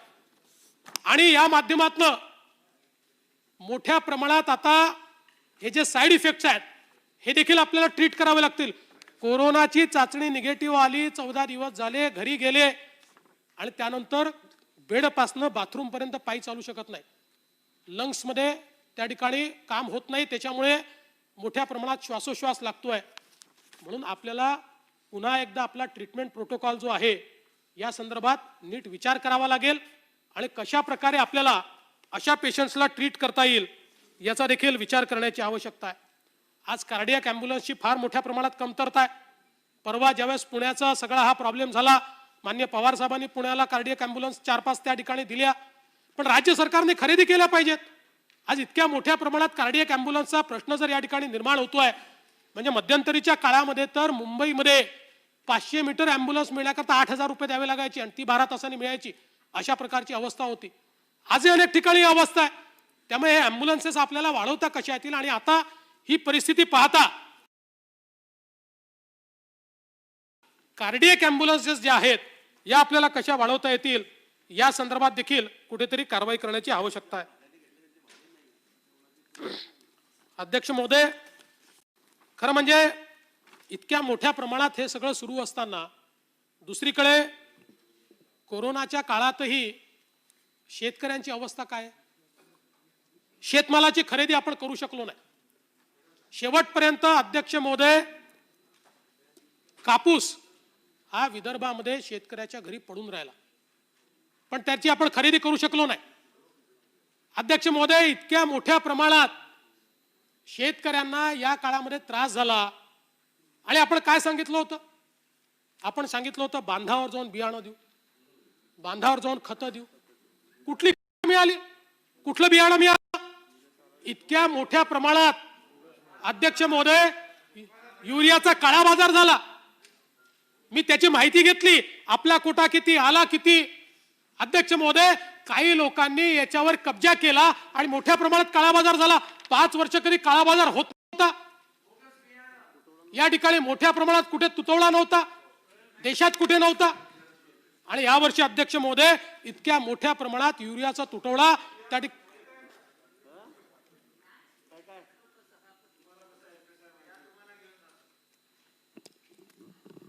आणि अध्यक्ष महोदय बियाण्यांच्या संदर्भात महाबीजचं बियाणं बोगस, महाबीजचं बियाणं जर बोगस निघालं अध्यक्ष महोदय तर करायचं काय शेतकऱ्यांनी?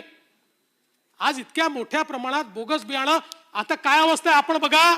आपण जर विदर्भामध्ये आणि मराठवाड्याच्या भागात येऊन सोयाबीनची अवस्था बघा. आपल्या बाजूला राठोड साहेब बसले आहेत, विचारा यवतमाळमध्ये काय परिस्थिती आहे. आज अध्यक्ष महोदय पूर्ण सोयाबीन गेला, पूर्ण गेला. खोडकिडीमुळे. आणि खोडकीड का आली अध्यक्ष महोदय? मी ज्यावेळेस अनेक शेतकऱ्यांची चर्चा केली, तज्ञांची चर्चा केली, अनेक ठिकाणी 3-3 वर्ष जुनं बियाणं गेलंय, 3-3 वर्ष जुनं बियाणं गेलंय. आज या शेतकऱ्यांनी करायचं काय? इतका चांगला मान्सून झाला, इतका चांगला पाऊस या ठिकाणी आला, इतका चांगला त्या ठिकाणी पीक दिसत होतं अध्यक्ष महोदय, आणि अचानक सगळी सोयाबीन पिवळी पडायला लागली. मोठ्या प्रमाणात चांगले हिरवे हिरवे पानं दिसत होते, सगळे पिवळे पडले.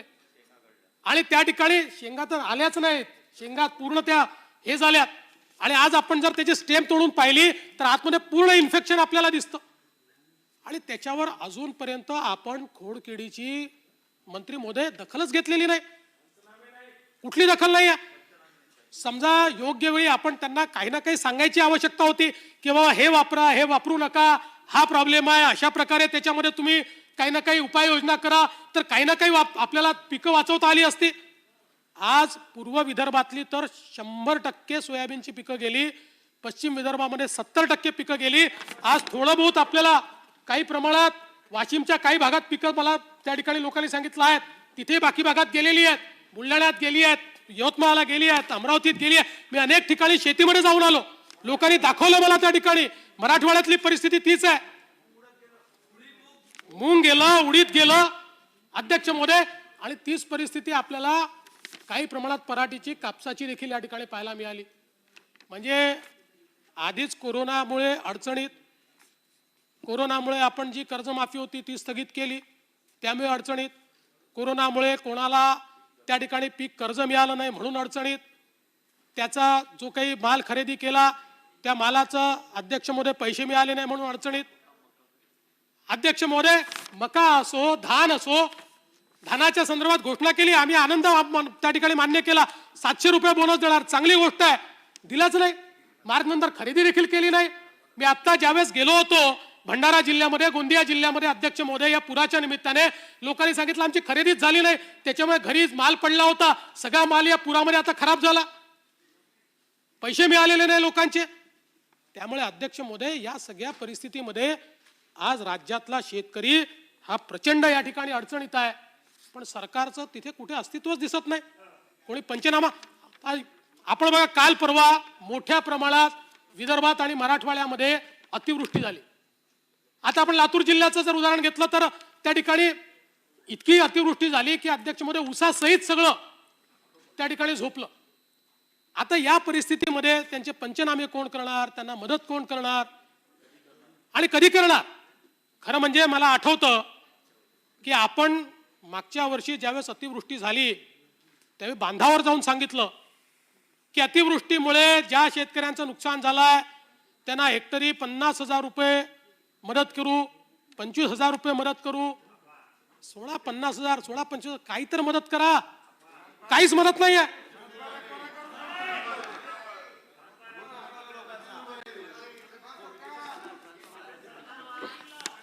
आणि म्हणून अध्यक्ष महोदय शेतकरी प्रचंड अडचणीत आहे. तुमचे जुने मित्र आहेत ते तुम्हाला सल्ला देत आहेत. शेतकरी प्रचंड अडचणीत आहे. आज त्याचा कोणी वाली राहिलेला नाही आणि इतक्या मोठ्या प्रमाणात अध्यक्ष महोदय निराशा ही आपल्याला या ठिकाणी पाहायला मिळते. खरं तर मला असं वाटतं की जेवढं लक्ष या सरकारचं बदल्यांमध्ये आहे ना त्याच्या अर्धही लक्ष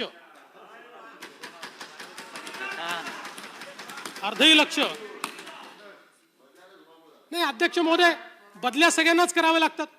पण मी आदित्य दादा एक प्रश्न विचारतो, कोरोनाच्या काळात नसत्या केल्या तर काही फरक पडला असता? बदल्या दरवर्षी होतातच. आपल्याला माहिती आहे बदल्यांचा ऍडमिनिस्ट्रेटिव्ह खर्च 500 कोटी आहे. 500 कोटी आपल्याला दरवर्षीचा ऍडमिनिस्ट्रेटिव्ह खर्च 500 कोटी आहे. नसत्या केल्या आपण सांगितलं असतं 1 वर्ष नाही करत बदल्या, हा मेडिकल कंडिशन आहे, काय प्रॉब्लेम आहे, केल्या असत्या काही फरक पडला नसता. पण आता याही काळामध्ये बदल्या आणि त्या बदल्यांमध्ये सगळ्यांचं लक्ष अध्यक्ष महोदय. आणि मग महाराष्ट्राकडे पाहणार कोण आहे? बदल्यांचा हा दुसरा कोरोना आहे या ठिकाणी. अध्यक्ष महोदय खरं तर आपण बघितलं तर हे वेगवेगळ्या संदर्भात इतक्या गोष्टी. आता वीज बिलाच्या संदर्भातला प्रश्न आहे अध्यक्ष महोदय. आपण बैठक घेतली, आपण अनाऊन्स केलं. खरं म्हणजे वीज बिल किती यावं? लाख रुपये, 2 लाख रुपये सामान्य माणसाला आलाय. आम्ही त्या संदर्भात आता MERCत जाऊन पुरावेच दिले. म्हणजे हे तर ठीक आहे, कारण या सरकारला सेलिब्रिटींची भाषा जास्त समजते म्हणून सांगतो की आशा भोसलेंना 2 लाख रुपयाचं बिल, त्यानंतर हो आशा त्यांचा वाढदिवस आहे, त्यांना अभिष्ट चिंतन करू. त्यानंतर सेलिब्रिटी आहेत म्हणून सांगतो ज्यांनी ज्यांनी तक्रारी केल्या, तापसी पन्नूंनी केली आहे, पुलकित सम्राटांनी केली आहे, वीरदासांनी केली आहे, रेणुका शहाणेंनी केली आहे, अशा अनेक सेलिब्रिटींनी आपल्या व्यथा मांडल्या आहेत. जाऊ द्या, आमच्या सामान्य माणसाचं सोडून द्या, किमान सेलिब्रिटीचं तर ऐका. किमान त्यांना तरी थोडंसं त्या ठिकाणी बाबा सेलिब्रिटी सांगतायत म्हणून तरी बिल कमी करा. आज अध्यक्ष महोदय गावोगावी मी आज इतक्या गावांना जाऊन आलो. गावांमध्ये शेतीचे प्रश्न जसे महत्वाचे आहेत तसं गावातला माणूस सांगतो सर वीज बिलाचं काहीतरी कर. इतके भयानक वीज बिल आलंय लोकांना. आणि मध्यंतरी आम्ही ऐकलं होतं वीज बिल 50% होणार आणि त्याची एक बैठक झाली. काय झालं माहित नाही, कुठे 50% झालं, त्याच्या पुढच्या महिन्यात अजून मोठं बिल. म्हणजे हे तर सोडून द्या, आता ट्रान्सफॉर्मर नाही, अनेक प्रॉब्लेम आहेत, हे सगळं सोडून द्या. पण त्यासोबत हे बिल भरायचे कुठल्या लोकांनी, हा एक मोठा प्रश्न अध्यक्ष महोदय या ठिकाणी तयार झालाय. आणि म्हणून खरं तर माझी या निमित्ताने सरकारला विनंती आहे की या वीज बिलाच्या संदर्भातला निर्णय तात्काळ घ्या, डेफर करा. खरं म्हणजे आपल्याला माहिती आहे की आज राज्य सरकारला केंद्र सरकारच्या माध्यमातून 9,000 कोटी रुपयाचं कर्ज उपलब्ध होऊ शकतं. आणि ते कशाच्या अगेन्स्ट आहे? केंद्र सरकारने सांगितलं आहे की रिसिवेबलच्या अगेन्स्ट. त्यामुळे रिसिवेबलच्या अगेन्स्ट आपण जर हे कर्ज घेतलं नसेल घ्यायचं, तुमच्याकडे पैसे असतील नका घेऊ, पण किमान काही तर दिलासा द्या. काहीच दिलासा तुम्ही देत नाही अध्यक्ष महोदय. सांगणार आहे त्याच्यावर. आपलं उधाराचं कामच नसतं, लक्षात ठेवा.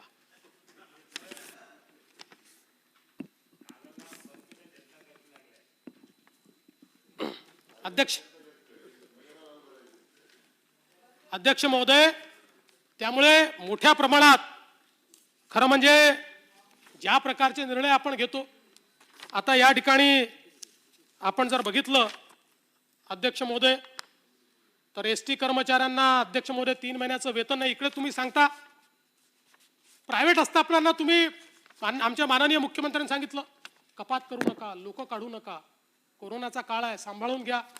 एसटी महामंडळात आपणच कपात करायला निघालो. लोकांना जर आपण ज्ञान सांगितलं तर अध्यक्ष महोदय आपल्याला ते पाळावं लागेल ना. आज त्या ठिकाणची परिस्थिती काय आहे? वीज मंडळातले 7,000 कंत्राटी आपण त्या ठिकाणी, त्यांची काय अवस्था आहे? डॉक्टर वेतन, डॉक्टर आणि परिचारिकांची काय अवस्था आहे? अध्यक्ष महोदय, खरं म्हणजे इतक्या मोठ्या प्रमाणात हा सगळा प्रश्न या ठिकाणी निर्माण झालेला आहे. आज विदर्भामध्ये पूर आला. पूर आल्यानंतर इतक्या मोठ्या प्रमाणात नुकसान झालं. अध्यक्ष महोदय, या पुराची कोणी दखल घेतली? ते आमचे वडेट्टीवार फिरले तिथे, शिंदे साहेब जाऊन आले गडचिरोलीला. पण अध्यक्ष महोदय, एवढा मोठा पूर आल्यानंतर माननीय मुख्यमंत्र्यांनी दखल घ्यायला नको? किमान त्यांनी एक ट्विट मला दाखवा. काल परवा काहीतरी 16 कोटी रुपये दिल्याचं ट्विट एक मी बघितलं. बाकी त्याच्याबद्दल कुठली त्या ठिकाणी प्रतिक्रिया देखील नाही. एवढा मोठा पूर आल्यानंतर, इतकं नुकसान झाल्यानंतर अध्यक्ष महोदय, मी आपल्याला दाखवू शकतो. एकेका गावात आम्ही गेलो अध्यक्ष महोदय, शेतीच्या शेती पूर्ण वाहून गेली आहे. इतकं चांगलं पीक होतं, सगळं गेलेलं आहे आणि जमीन खरडून गेलेली आहे. रबीचं पीक देखील ते पुढच्या काळात घेऊ शकणार नाही अशी अवस्था आहे. गावाची घराच्या घरं पडून गेलेली आहेत. भीषण अशा प्रकारची अवस्था आहे आणि या सगळ्या भीषण अवस्थेकडे कोणी लक्षच द्यायला तयार नाही. मी म्हटलं आता पुरवणी मागण्यांमध्ये तरी कुठेतरी बाबा विदर्भाच्या पुराच्या संदर्भात काहीतरी तुम्ही तरतूद केली असेल. 1 रुपयाची तरतूद केली आहे, 1000 रुपयाची लाक्षणिक, विदर्भाची नाही, एकूणच ते सगळं जे काही आपत्ती 1000 रुपयाची लाक्षणिक तरतूद आहे. आणि दिले किती? 16 कोटी रुपये. किती महान, किती मोठं काम. राजा उदार झाला अध्यक्ष महोदय. 16 कोटी रुपये. अध्यक्ष महोदय, माझं सरकारला माझी विनंती आहे की किमान या पूरग्रस्तांची काही सूड घ्या, त्यांना काही मदत करा. आपण शिंदेसाहेब गडचिरोली जाऊन आले, आपण परिस्थिती बघितली आहे, काय भयानक परिस्थिती आहे. त्यामुळे त्या परिस्थितीचा विचार करून हे 16 कोटींनी वगैरे होणार नाहीये. खरी गोष्ट आहे.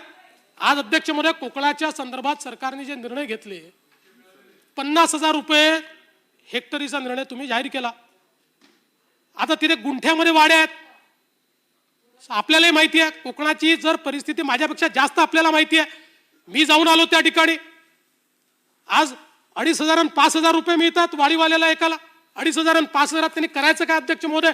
आणि हा तर काही असं हे पीक नाहीये की या ठिकाणी तुम्ही सुपारीचं झाड आज लावलं उद्या आलं, नारळाचं झाड लावलं उद्या आलं. ही तर परिस्थिती नाहीये अध्यक्ष महोदय. त्यामुळे कुठेतरी ही संवेदनशीलता शेतकऱ्याच्या संदर्भात, पूरग्रस्तांच्या संदर्भात ही कुठे दिसतच नाहीये. राज्य सरकारच्या माध्यमातून ही संवेदनशीलता आपल्याला कुठेच दिसत नाही अध्यक्ष महोदय. आणि या सगळ्याच्या संदर्भातली ही सगळी परिस्थिती होत असताना खरं म्हणजे पीक विमा असेल, त्या संदर्भातल्या अडचणी असतील, केळीच्या संदर्भात अध्यक्ष महोदय जे निकष बदलले गेले आहेत त्यातनं पीक विमा आता मिळत नाही आहे, तो विषय असेल. विषय अनेक आहेत, वेळेची मर्यादा आहे, मी त्यात ते मांडू शकत नाही.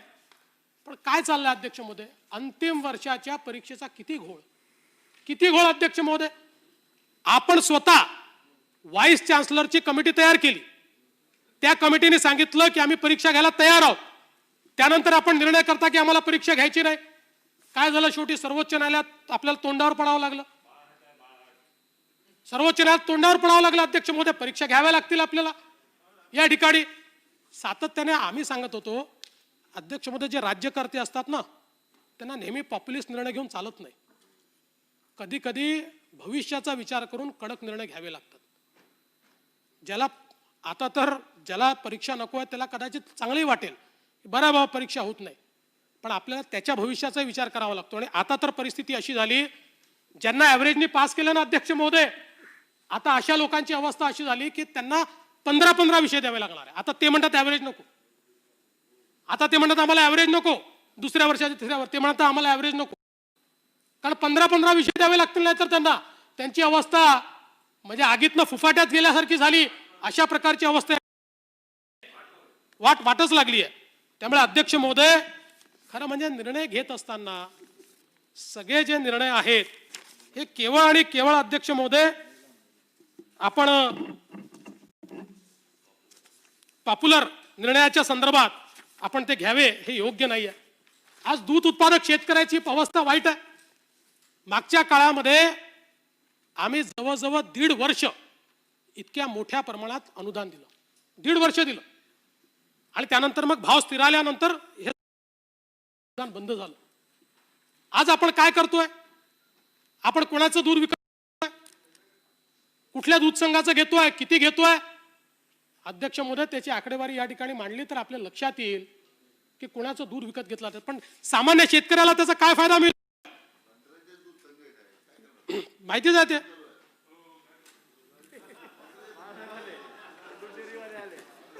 तुमचा बाळासाहेब, तुमचा दूध संघ किती चांगला आहे हे विखे पाटील साहेब सांगतायत.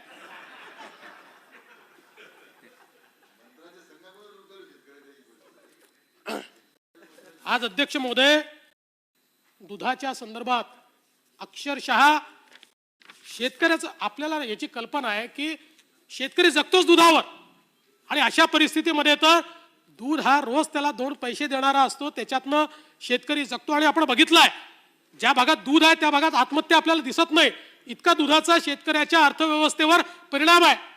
पण त्या दुधाच्या शेतकऱ्याला वाऱ्यावर आपण सोडून दिलं. म्हणजे ठीक आहे, आमचं नाही तर ते राजू शेट्टींचं आहे का? ते तुमच्या सोबत म्हणजे सोबत आहेत का नाही माहित नाही, पण किमान चला आमचं आंदोलन सोडून द्या, ते रोज तुमच्या आंदोलन करून राहिले आहेत. की या ठिकाणी अध्यक्ष महोदय, दुधाच्या शेतकऱ्याचं कुठे लक्ष आपण दिलं पाहिजे. बरं, हे सरकार असं आहे की या सरकारने कोणालाच काही दिलं नाही.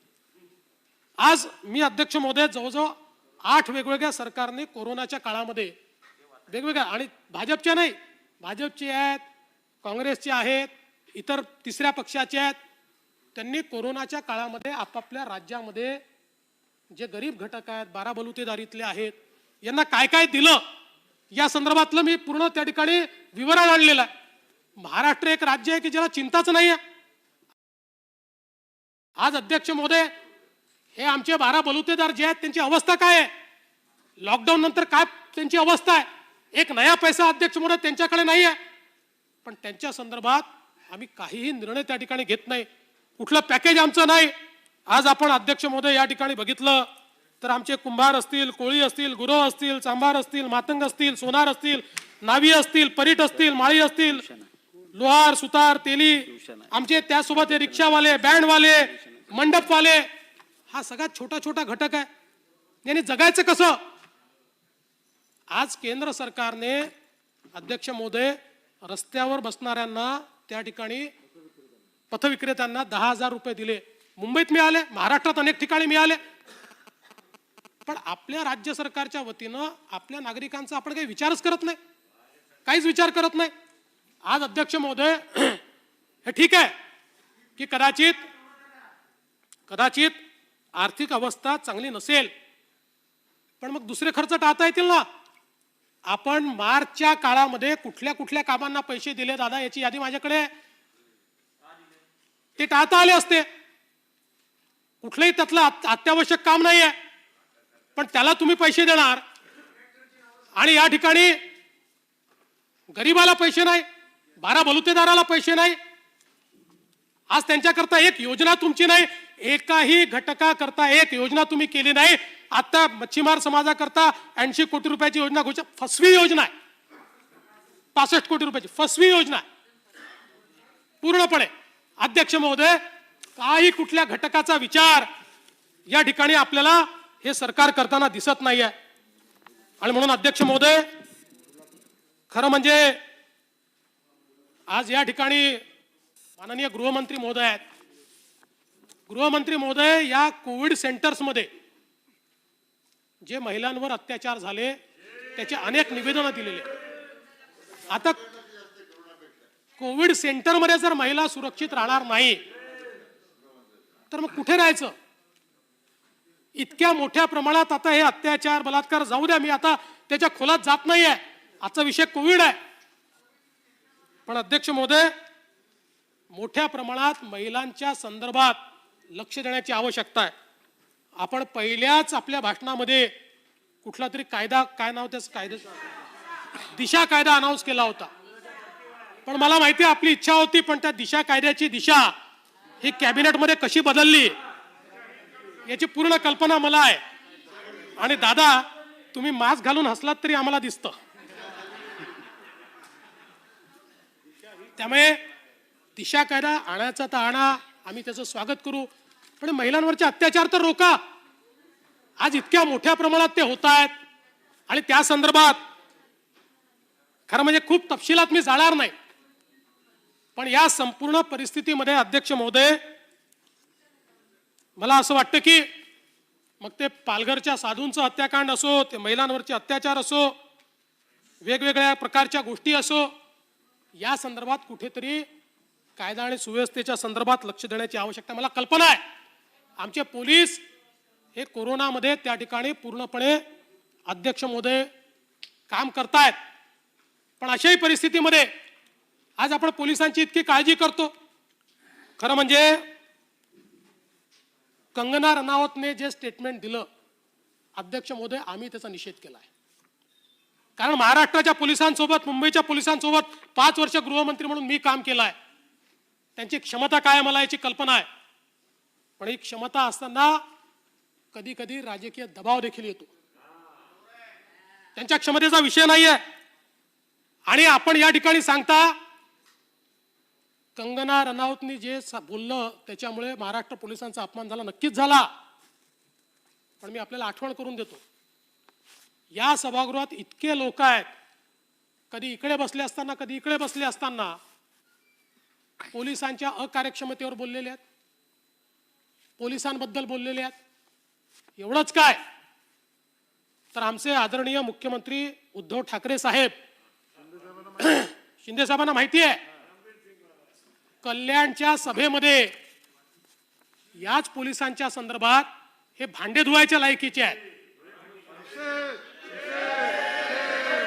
बोलले होते. हा, आताही आहेत. तेच आमचं म्हणणं आहे. नाही, हरकत नाही शिंदे साहेब, काही हरकत नाही. पण यांच्याच बद्दल बोलले होते की भांडे धुवायच्या लायकीचे आहेत, यांनी जर जाऊन भांडे धुवावे. अध्यक्ष महोदय, त्यामुळे भूमिका बदलल्या की आपण कसं बदलतो, किंवा कधी कधी चर्चा टाळायची असेल, विषयांतर करायचं असेल, विषय बदलायचे असतील तर ते कसे बदलवता येतात याचं उत्तम उदाहरण आपण या ठिकाणी बघितलेलं आहे. मी त्याच्या संदर्भात बोलणार नाही.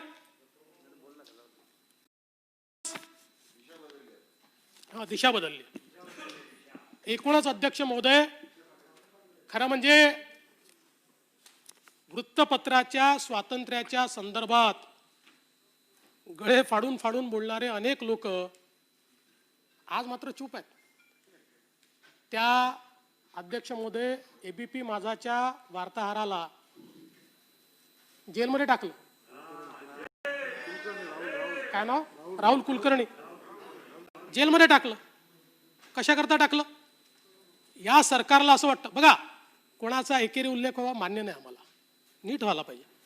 पण या सरकारची भूमिका अशी आहे गृहमंत्री महोदय की सरकारच्या विरुद्ध माध्यमांनी बोलूच नाही. माध्यम जर सरकारच्या विरुद्ध गेलं तर त्याला नोटीस द्या, त्याला जेलमध्ये टाका, त्याच्यावर हक्कभंग लावा. भुजबळ साहेब, उद्या हीच भूमिका आपण आज जी मांडली, खूप चांगली भूमिका मांडली हीच भूमिका सामनाच्या संदर्भात ठेवा ना, ठेवा. पंतप्रधानांचे कसे उल्लेख येतात ठेवा ना त्यावेळी ती भूमिका. राज्यपालांच्या बद्दल काय बोललं जातं ठेवा ना ती भूमिका. असं आहे, आमच्या मुख्यमंत्र्यांची इज्जत आहेच आणि ती राहिलीच पाहिजे. आम्ही त्या इज्जतीचा सन्मान करतो. त्या विरोधात जरी असले तरी आमचे मुख्यमंत्री आहेत, त्यांना इज्जत नाही आहे. तुमची इज्जत चांगली आणि त्यांची चिंध्या. हे जे धोरण आहे ना, हे दुटप्पी धोरण आहे. हेच धोरण जर तुम्ही दोन्ही ठिकाणी ठेवलं, तुमचा सत्कार करू भुजबळ साहेब. बोलण्यात तुमचा हात कोणी पकडत नाही, तुम्ही उत्तम वक्ता आहात. पण हा जो तुमचा उत्तम वक्त्याचा जो या ठिकाणी रोल आहे ना, हा दोन्ही ठिकाणी दाखवा. आणि म्हणून अध्यक्ष महोदय, हे जे काही चाललेलं आहे, खरं म्हणजे आता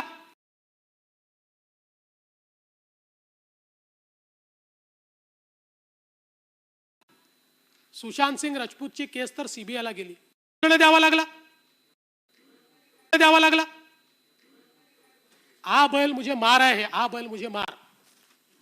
ज्या प्रकारचं हँडलिंग त्याच्यामध्ये केलं,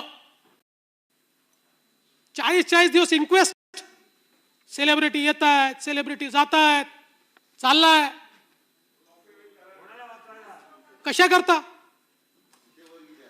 आता ठीक आहे, आता त्याच्यावर काही फार बोलण्याचं कारण नाही. आता सीबीआयला गेली आहे, जे त्याच्यात असेल सत्य सीबीआय बाहेर काढेल. पण कुठेतरी याचा विचार हा या ठिकाणी आपण करणार, असा माझा प्रश्न आहे. अध्यक्ष महोदय, कशा प्रकारचे निर्णय आपण करतोय? आता काल परवा शिंदे साहेब, मी निर्णय बघितला, आपण आरेतलं कारशेड पहाडी गोरेगावला नेणार.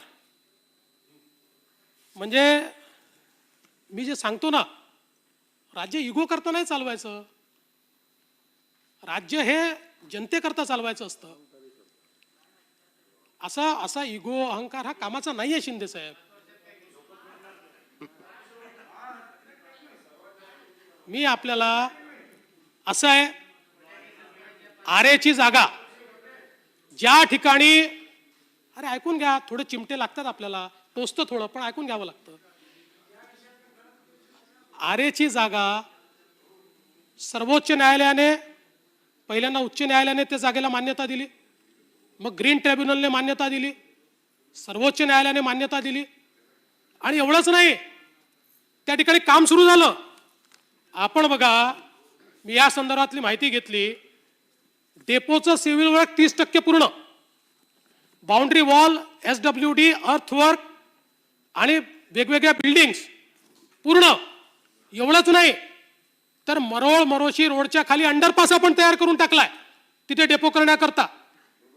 आणि या ठिकाणी आपलं जे पॅकेज 7 आहे, जे सीप्स आणि याला जे कनेक्ट करणार आहे, त्याचा जो काही टनेल आहे, सीप्सच्या फ्लायओव्हर खालचा तो टनेल, त्याचा एंट्री रॅम्प, सगळं काम आपण केलेलं आहे.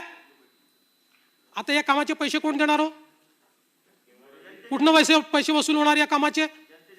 आणि अध्यक्ष महोदय, आपण जर बघितलं, electrical work, traction, power supply contract, cable link, या सगळ्या कामाची सुरुवात त्या ठिकाणी झाली आहे. ST लाईनचं ग्राउंडिंग, या सगळ्या कामाची तिथे सुरुवात झाली. आणि अशा परिस्थितीमध्ये एकतर मेट्रोचं काम बंद ठेवल्यामुळे दर दिवशी 4-4.5 कोटी रुपयाचा आपल्याला लॉस येतो. हे आपण हायकोर्टात मान्य केलंय आणि तरी देखील आपण त्याचा निर्णय घेतला नाही. बरं जाऊ द्या, आमचं सोडून द्या. तुम्ही केली ना कमिटी, सचिवांची कमिटी तुम्ही केली, तुमच्या सरकारने सचिवांची कमिटी केली. त्या सचिवांच्या समितीने देखील रिपोर्ट देऊन सांगितलं की कारशेड इथेच होऊ शकतं. तरी देखील तुम्ही म्हणता नाही करायचं. आणि सोपं आहे का? तुम्ही आता पहाडी गोरेगावला नेतो म्हणता, त्याचा DPR तयार झाला. अध्यक्ष महोदय, मी त्या ठिकाणी टेक्निकल एक्सपर्टशी बोललो. जर आपण बघितलं तर त्याच्यातला एक रिपोर्ट माझ्याकडे आलाय. Technical difficulty to merge line 3 with line 6 if metro line 3 depot is shifted to from Aarey to Pahadi Goregaon. Line 3 is high demand corridor designed with 72,000 PHPD 8 car trains with design headway of 2-3 minutes, while line 6 is not so high demand, has planned 6 car trains and ultimate PHPD around 42,000. म्हणजे आता या दोघांमधला डिझाईनचा difference आहे. आता एका ट्रॅकवर नंतर न्यायचं तर कमी करता जे डिझाईन झालेला ट्रॅक आहे तो दोन्हीचं डिझाईन कसं घेऊन जाईल? म्हणजे मग तिथपर्यंत तुम्ही जाल, त्याच्या पुढे मेट्रो जाईल कशी? नाही जाऊ शकत. त्यानंतर अध्यक्ष महोदय 5 स्टेशन आणि 7 किलोमीटर लाईन जी आहे ही आपल्याला एकत्रित ऑपरेट करावी लागेल, जी होऊ शकत नाही. त्यासोबत देशामध्ये कुठेही 2 लाईन अशा प्रकारे मर्ज झालेल्या नाहीत, कारण ते टेक्निकली शक्य नाही आहे. म्हणजे आपण कागदावर काही दाखवा, पण देशात कुठे हे झालेलं नाही आहे. आणि विशेषतः अंडरग्राऊंडचं अशा प्रकारचं मर्जिंग आणि याच्यातलं ऑपरेशनल शेड्यूल जे आहे ते पूर्णपणे अध्यक्ष महोदय हे या ठिकाणी त्याचं डिस्टर्ब होईल. आणि सगळ्यात महत्त्वाचं आहे, हा जो ROW आहे दोघांचा, मेट्रो 3 आणि मेट्रो 6, याचा ROW देखील आपल्याला मर्ज करता येणार नाही. त्याच्यामध्ये अनेक प्रॉब्लेम्स आहेत. Line 3 transition from SEEPZ underground to merging point line 6 12 metre elevated will need to climb 50 to 55 metre. कसं करणार आहे तुम्ही? असं जाणार आहे? कसं होणार आहे? जागा कुठे आहे? अध्यक्ष महोदय, यासोबत JVLR has to accommodate 800 metre long and 5 metre wide block open cut and solid ramp for transition underground to fully elevated.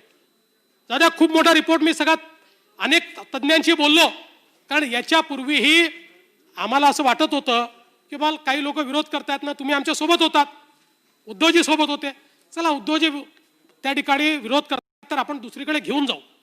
आणि म्हणून सगळ्या ऑप्शनचा विचार केला आम्ही. ज्या वेळेस एकही ऑप्शन ओपन नव्हतं त्यावेळेसच RAचं केलं, त्याला सगळ्या मान्यता मिळाल्या. आज हे हजारो कोटीचे झालेले कामं तुम्ही डंप करणार, पुन्हा नव्याने तुम्ही 5-7 किलोमीटर लाईन नेणार, त्याचे वेगळे तुम्ही कामं करणार. आता जे कामं झाले आहेत त्याच्या टेंडरचं तुम्ही काय करणार? तुम्हाला नवीन काढावं लागेल, म्हणजे त्याच्यात पुन्हा वेळ जाणार. त्यासोबत सगळ्यात महत्त्वाचं आहे की ही लाईन जायकाने फंड केली आहे, आणि लाईन फंड करताना जायकाने याचा एन्व्हायरमेंटल इम्पॅक्ट अनालिसिस केला. जायकाला एक प्रोजेक्ट थ्रू करण्याकरता 1.5 ते 2 वर्ष लागतं. त्याचा पाठपुरावा करून आपण त्या काळामध्ये सातत्याने ते सगळं करून घेतलं. आता त्यांची परवानगी लागेल, पुन्हा एन्व्हायरमेंटल इम्पॅक्ट अनालिसिस करावं लागेल. ही 2023ला होणारी लाईन 2026 पर्यंतही होत नाही आणि फिजिबलही नाही. आणि म्हणून माझं अतिशय स्पष्ट मत आहे. बरं, सगळ्यात महत्त्वाचं आहे, ही जागा गोरेगावची, आपली ही जी तुम्हाला ची जागा आहे मोफत मिळाली आहे, सरकारची जागा आहे. आता पहाडी गोरेगावची जागा तुम्हाला विकत घ्यावी लागणार, त्याचे पैसे तुम्हाला वेगळे द्यावे लागणार, ती खासगी जागा आहे. मग आज त्याचाही इम्पॅक्ट आज मोठ्या प्रमाणात याच्यावर येणार. आता मला सांगा, वाढलेला खर्च, जागा खरेदीचा खर्च कोणावर लोड होईल? हा तिकिटावर लोड होईल. आणि मग ही कुठेही फिजिबल राहणार नाही, याची फिजिबिलिटी संपून जाईल. आणि म्हणून माझी तुम्हाला या ठिकाणी विनंती आहे, सगळे इश्यू प्रेस्टिजचे करायचे नसतात. काही गोष्टी या टेक्निकल लोकांनी योग्य ठरवल्यानंतर त्यानुसार आपल्याला कारवाई करावी लागते. बरं, काही चूक असतं तर वेगळी गोष्ट आहे, सर्वोच्च न्यायालयाने करू शकत नाही. आणि अशा परिस्थितीमध्ये अध्यक्ष महोदय, इतक्या मोठ्या प्रमाणात हे सगळं काम या ठिकाणी करणं, आणि म्हणून मी आपल्याला नम्र विनंती करतो की या संदर्भात आपण पुनर्विचार करावा आणि आहे त्याच ठिकाणी कारशेड ठेवून तात्काळ काम सुरू करून या मुंबईला जी काही एक आपण लाईन देतोय ती लाईन पूर्ण करण्याचं काम करावं. अध्यक्ष महोदय, अनेक विषय माझ्याकडे आहेत, पण आता सगळ्या विषयात जात नाही. मी आपल्याला कोविड सेंटरमध्ये झालेल्या जेवढ्या घटना आहेत त्याची माहिती पाठवतोय. आपण त्याच्यावर कडक कारवाई करा आणि कोविड सेंटरमध्ये काय आपल्याला व्यवस्था करता येतील ज्यातनं महिला सुरक्षित राहतील अशा प्रकारचा प्रयत्न आपण करावा. आणि म्हणून अध्यक्ष महोदय, मी संपवताना एवढंच सांगतो, या कोविड संकट काळामध्ये विरोधी पक्ष म्हणून देखील आम्ही आपल्याला मदत करायला तयार आहोत. आपलं गांभीर्य वाढलं पाहिजे, परिस्थिती समजून घेतली पाहिजे, निर्णय केले पाहिजेत आणि निर्णयाच्या माध्यमातून खऱ्या अर्थानं सामान्य माणसाला दिलासा देणं हे आपण करावं, एवढीच आपल्याला विनंती करतो आणि माझं बोलणं संपवतो.